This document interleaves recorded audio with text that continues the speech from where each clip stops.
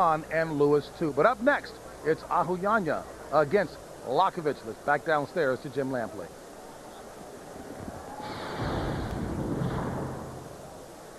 Tail of the tape for Friday, Ahunanya against Sergei Liakhovich. And we're just going to pronounce it Liakhovich because his manager asked us to just stick with Liakhovich. You can see that Liakhovich at 25 is 4 years younger than Ahunanya. Ahunanya gives up 3 inches in height to the Belarusian, 1 inch in reach, and they weighed in very similarly, 230 and 231. Liakhovich, a Belarusian who lives in Phoenix, Arizona, good friend of the world cruiserweight champion, the famed Russian Tiger Vasily Jirov, who's here tonight to root for his buddy. Jirov, one of the greatest body punchers in the sport. We said to Liakhovich, yeah, do you fight with the same style as your buddy Vasily? He said, I like to punch to the body, but nobody punches to the body as much as Jirov. You think, Jim, that when he's a big favorite in a fight, they call it in his native Belarus a Liakhovich? Yeah, I think he's the Liakhovich of the year in Belarus.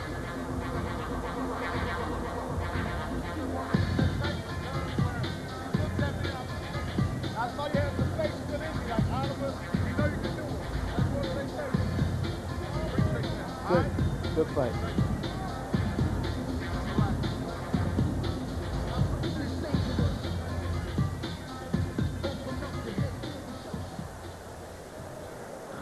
One of these days, Jim, we're going to have some heavyweight from Eastern Europe win a heavyweight championship. Maybe not too far down the road. We're seeing an awful lot of them. Some of them are very proficient. And now from Nigeria, Friday Ahunanya, Nigerian amateur star who was on track to go to the 1996 Olympics before organizational foul-ups brought him to training camp for those Olympics too late, and he did not get the chance he expected to go to Atlanta. Became a professional, unbeaten record so far, comes from the same part of Nigeria as another young heavyweight, Duncan Dokiwari. Dokiwari was regarded as a huge puncher, but has not had the consistency in the ring of his buddy Friday Ahunanya. And of course, it goes without saying, we're going to see if a fellow named Friday can land a Sunday punch on Saturday night against Liakhovich. He says that there are a lot of folks where he lives named Saturday and Tuesday. And Sunday and Monday. And now let's go up to Jimmy Lennon Jr. for the official introductions. Well, fans, at this time we present a championship attraction, a heavyweight special attraction, scheduled 12 rounds of boxing, and once again brought to you by Don King Productions in association with Lion Promotions. Main events, the Mandalay Bay and Budweiser, the undisputed king of beers. This title bout is sanctioned by the NABA. The president and supervisor is George Martinez. Along with the Nevada State Athletic Commission, the chairman is Dr. Luther Mack.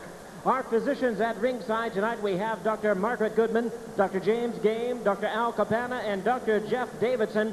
And our 3 judges scoring this bout from ringside, all from Las Vegas, Nevada. We have Dick Halk, Art Lurie, and C.J. Ross. With our 3rd man to the ring, our referee in charge of the bout is Toby Gibson. All right, fans, here we go. 12 rounds of boxing for the NABA Heavyweight Championship. Introducing to you first on my left, the challenger fighting out of the blue corner. He is wearing dark green trunks, fighting out of Las Vegas, Nevada, by way of Vitebsk, Belarus. His weight, 231 pounds. His record is a fine one at 15 wins, no losses, 10 wins coming by way of knockout. Introducing the undefeated Sergei Liakhovich. And his opponent across the ring on my right, fighting out of the red corner, the defending champion, wearing black trunks, also fighting out of Las Vegas, Nevada, by way of Lagos, Nigeria. His weight, an even 230 pounds. His record, he is also undefeated at 16 wins, no losses, 9 wins coming by way of knockout. Please welcome the NABA heavyweight champion, introducing Friday, the 13th, Ahunanya. And once again, a referee in charge, Toby Gibson, now to give instructions. 12 rounds of boxing scheduled. Come on, gentlemen.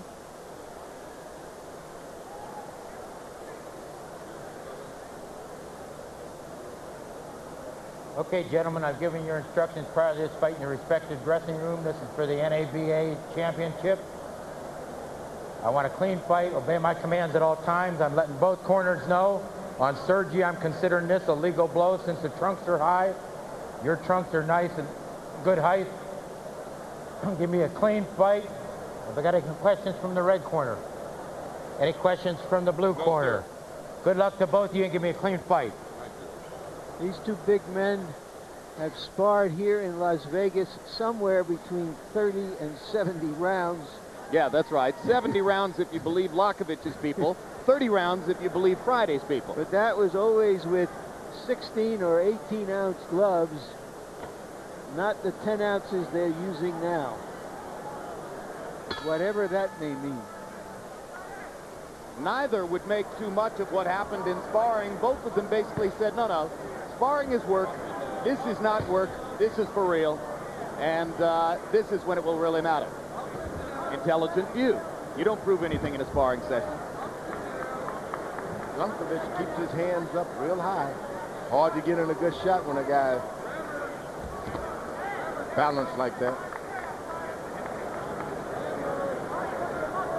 Both fighters want to get started behind the jab. Now, Ahunanya steps in and fires a couple of left uppercuts. Ahunanya should keep his head low. If you don't have the reach, don't even try to get it by sticking your head up for those long shots. Liakhovich looking down, Ahunanya looking up. Both have their advantages and disadvantages, as George has explained to you so fully in the past. Liakhovich has a better balance. Sits down on his right foot, holds his balance, and yet he comes back up on it, the ball of it, when he's ready to throw a shot.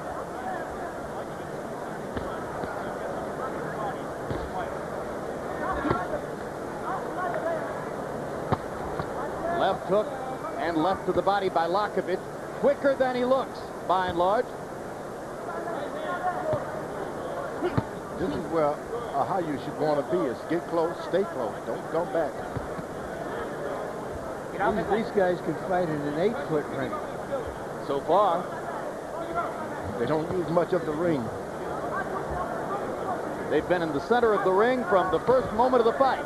It's like a territorial battle in which each one is trying to stand his ground in the middle of the ring. It benefits the taller man, the middle of the ring. It benefits him because he's got the reach whenever he wants it, and he has room to step back. Ahunanya delivering over the top. Liakhovich missing with a right-hand shot to the body.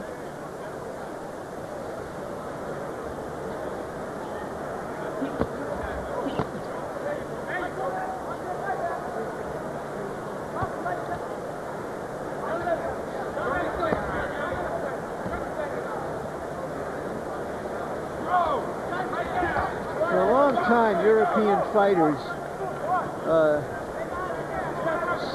the ones who came over here, seldom threw that left hook, George. Now we're seeing more and more of them, perhaps the influence of coming over here, training with American fighters. Yeah, everybody looks for a role model. They were mostly jab, right-hand guys.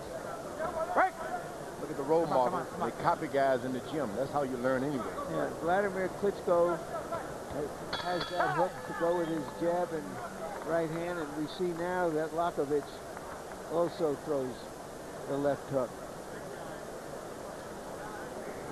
Give me a deep one. Give me a deep one. You're waiting a little too long. Okay. You're not moving your head. Give me a deep one. Give me a deep one. Hold it. A lot to think about now, okay? Make him think about more, then because he's thinking off. When you cut it off, you know what that means. He got to go. Okay? You can do this. He ain't got no business going nowhere with you. Nowhere. Just stay relaxed. Stay busy. Don't back up from it. Okay? Make him back up. Your fight is making him back up. You the champ. He's trying to get what you got, but he can't do that. Copy box numbers in round one, very similar, 10 out of 41. Ahunanya, 10 out of 46. Liakhovich, I'm pretty sure that trainer Scott Ardrey, George, didn't like the way Liakhovich was breathing in round one. Talk to me about the difficulty of establishing a consistent breathing pattern in the ring and how important it is. You establish it by doing what you've done in the gym all week. If you get out there and start doing anything out of the ordinary, it's going to throw your breathing, your rhythm, and everything off, and it's going to be hard to catch up and find it. So the job of the trainer is to get him back into his rhythm. Don't a lot of fighters have a tendency to hold their breath when they punch? It's all different. Some guys naturally do the right thing, and sometimes guys, no matter how much experience, they naturally do the wrong thing. You go through a whole career trying to correct